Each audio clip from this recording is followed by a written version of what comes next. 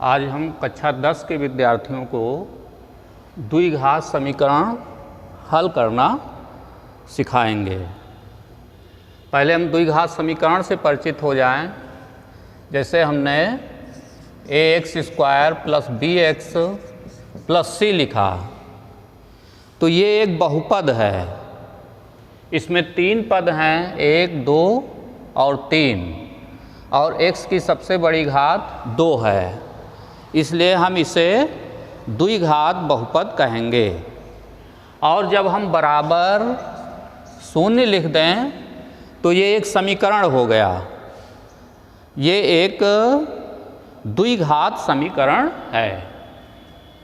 अब इसके हल करने की विधि है एक गुणनखंड विधि। गुणनखंड विधि में हम एक उदाहरण ले रहे हैं, जैसे 2x² + x - 6 बराबर 0। यहाँ पर a यानी x² का गुणांक 2 है, x का गुणांक b यानी कि 1 है, और अचर पद c -6 है।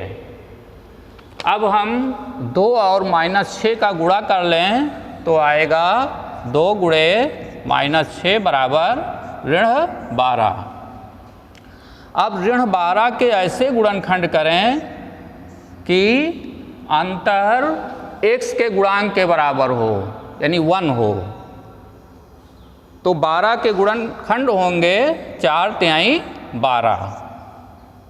तो हम लिखेंगे 2x² - 4 - 3x - 6 बराबर 0।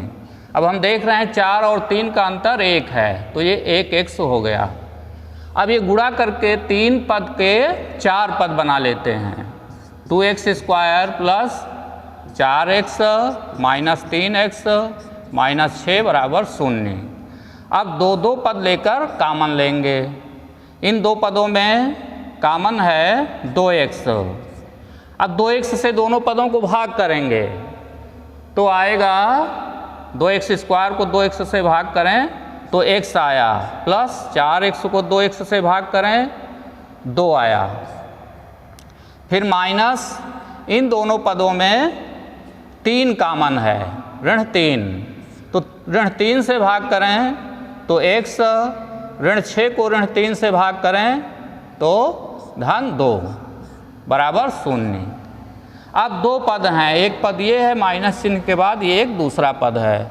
इन दोनों पदों में x + 2 कामन है, x + 2 बचेगा 2x - 3 बराबर 0। अब ये 2 रैखिक गुणनखंड प्राप्त हो गए।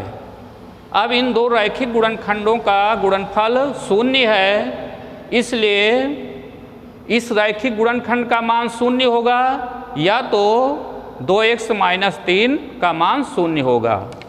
अब यदि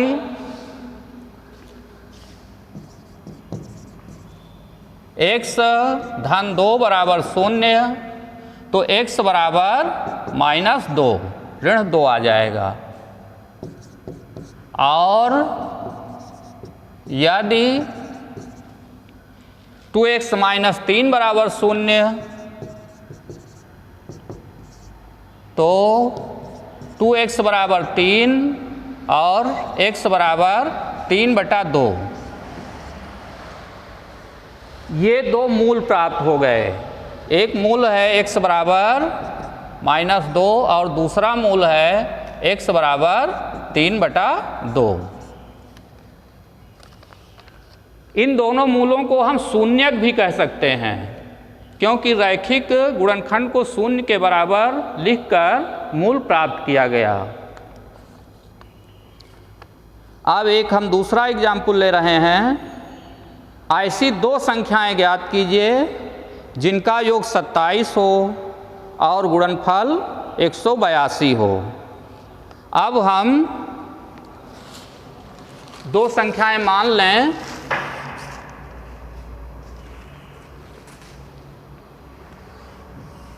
पहली संख्या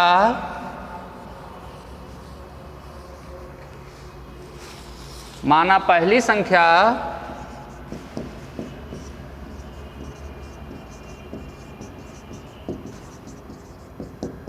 x है, दो संख्याओं का योग 27 है, तो हम दूसरी संख्या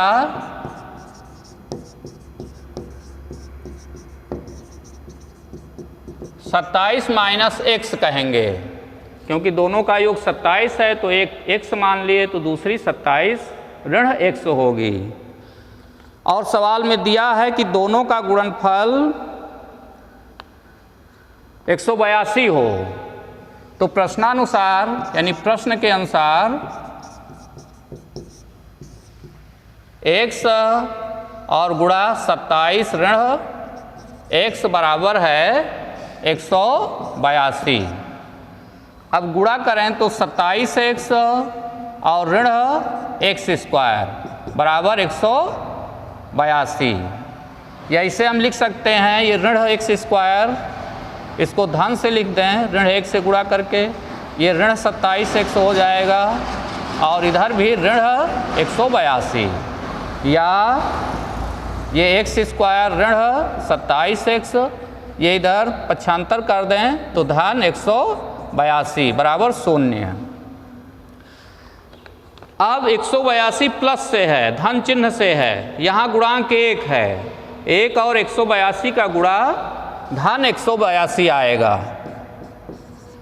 तो 182 के हम ऐसे गुणनखंड करेंगे कि योग 27 हो।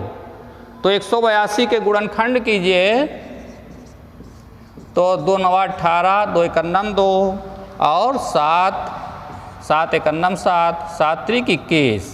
तो हम देखेंगे गुणनखंड 14 गुणे 13, ये दो गुणनखंड मिल गए और 14 और 13 का योग 27 है।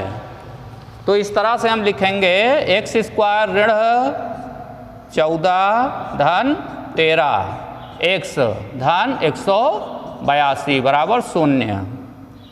x की घात 2 ऋण 14x ऋण 13x धन 182 बराबर 0।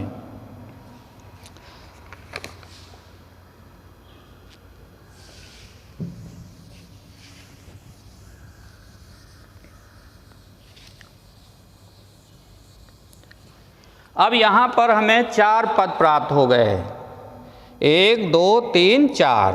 अब दो दो पद लेकर कॉमन लेंगे। x की घात 2 ऋण 14x में x कॉमन है, तो x कॉमन है तो x से भाग देकर पदों को लिखेंगे तो x ऋण 14 और इन दोनों पदों में 13 कॉमन है, तो ऋण 13 से भाग करेंगे तो x ऋण 14 आएगा और ये बराबर 0। अब x ऋण 14 और x ऋण 13 बराबर 0। अब फिर दो रैखिक गुणनखंड प्राप्त हो गए।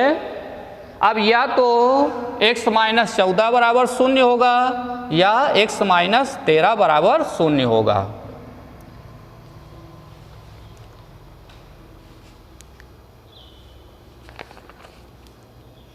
ये ऋण 14x और ऋण 13x धन 182, x ऋण 14 और ऋण 13,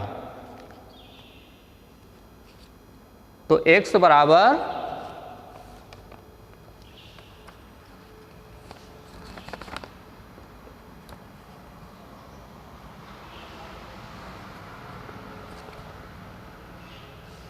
x ऋण 14 बराबर 0 तो x बराबर 14, और यदि